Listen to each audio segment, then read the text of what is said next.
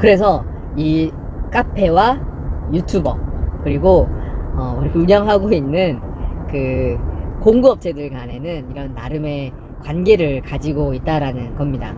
그래서 카페를 가지고 있으면 돈이 되냐라고 하실 텐데 돈이 됩니다.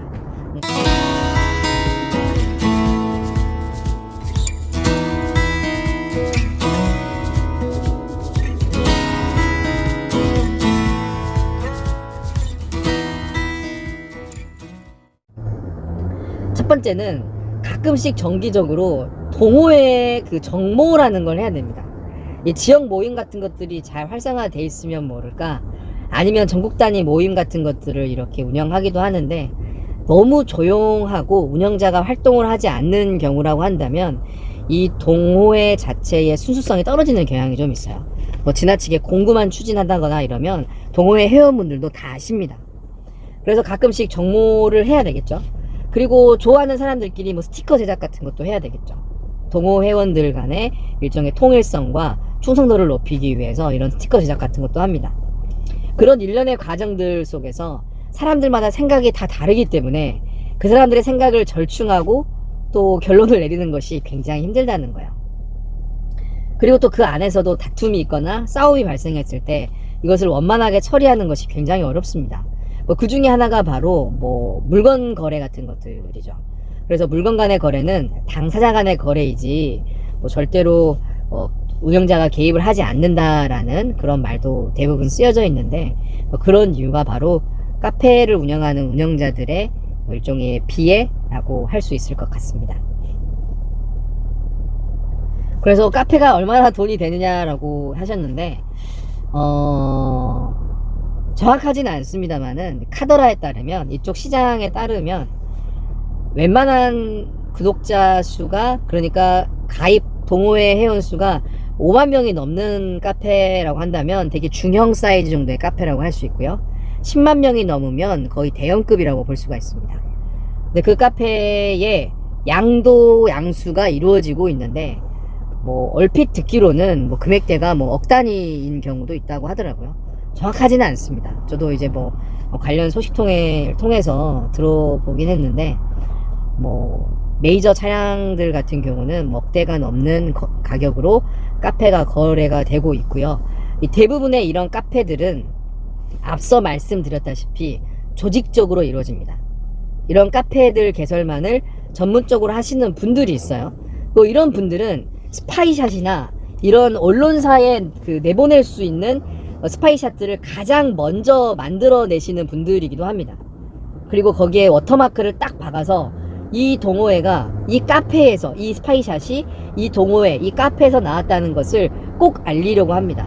그래야 카페 회원들이 많이 생기게 되고, 카페 회원이 많으면 많을수록 이게 눈덩어리 굴러가듯 더 빠른 속도로 회원들을 모을 수 있기 때문이죠.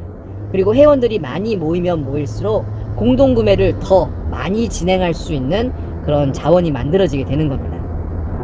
뭐 어찌됐든 그렇습니다.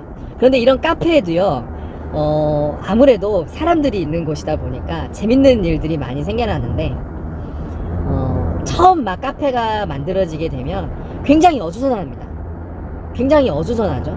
그리고 뭐 자기가 자동차에 대한 출고 인증글이나 자동차에 대한 뭐 연구, 그리고 DIY 했던 것들이 굉장히 좋은 글인데 이러한 글들이 잘 안 생깁니다, 초기에는.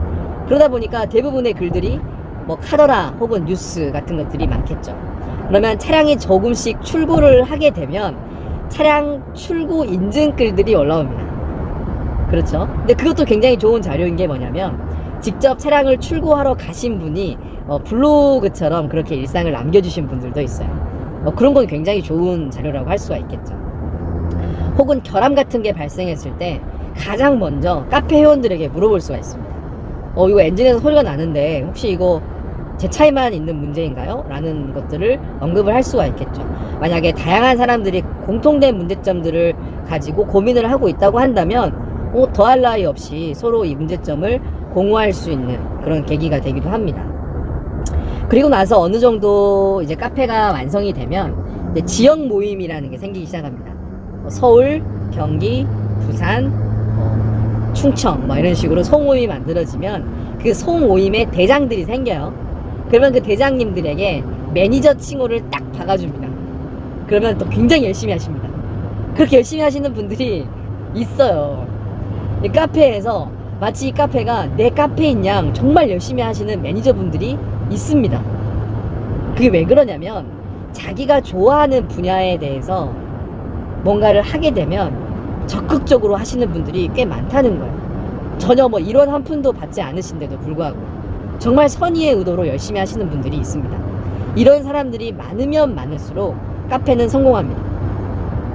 그리고 나서 어느 정도 또 시간이 많이 지나고 나면 동호회 공구도 점점 사그라들게 됩니다. 공구라는 게 앞서 말씀드렸다시피 차가 막 나왔을 때 많이 하지 시간이 지나면 별로 안 하게 되겠죠. 그러게 되면은 카페가 점점 조용해지고요. 그때쯤이면 운영자가 잘 보이지 않습니다. 왜냐면 그때 운영자는 이미 다른 카페 차렸어요. 다른 카페로 넘어갔습니다. 그러면 이제 제가 이제 모하비 같은 경우는 클럽 모하비가 가장 큰 동호회예요. 가장 큰 동호회이고 더마스터도 있고 또 구형 모하비가 다 혼재해 있는데 이렇게 사이좋게 다 혼재해 있는 경우는 흔치 않습니다. 정말 흔치 않습니다. 모하비 오너들이 좀 특이한 거예요. 모하비 오너들은 08년식 초기형 모델이나 2021년식 신형 더마스터 모델이나 똑같이 모든 것을 공유합니다. 그 이유는 뭐냐? 첫째, 플랫폼이 같죠? 두 번째, 엔진이 비슷합니다. 그리고 구조나 뭐 웬만한 것들이 대부분 비슷하기 때문에 또 승차감이나 뭐 허리 통증에 대한 내용들을 동일하게 서로 나누고 있어서 아무래도 동병상련인 것 같아요. 그런데 만약에 카니발이라고 했을 때 1세대 카니발 오너는 절대로 4세대 카니발 오너가 자리를 함께 할 수 없겠죠. 아마 1세대 카니발 오너가 4세대 카니발 카페에 가입도 못 하실걸요, 아마. 또 3세대 카니발 오너가 4세대 카니발 오너와의 관계가 또 좋지가 않습니다. 차가 완전히 다른 데다가 또 부럽잖아요. 또 시기 질투도 나고. 그러고 나서 뭐 여러 가지 이유가 생기는데 3세대 카니발을 끝물에 구입하신 분이 있을 수 있어요. 그러면 그분께서 이번에 나온 4세대 카니발 디자인이 너무 별로고 그래서 저는 3세대 카니발을 끝물에 샀습니다. 이렇게 글을 올릴 수도 있어요.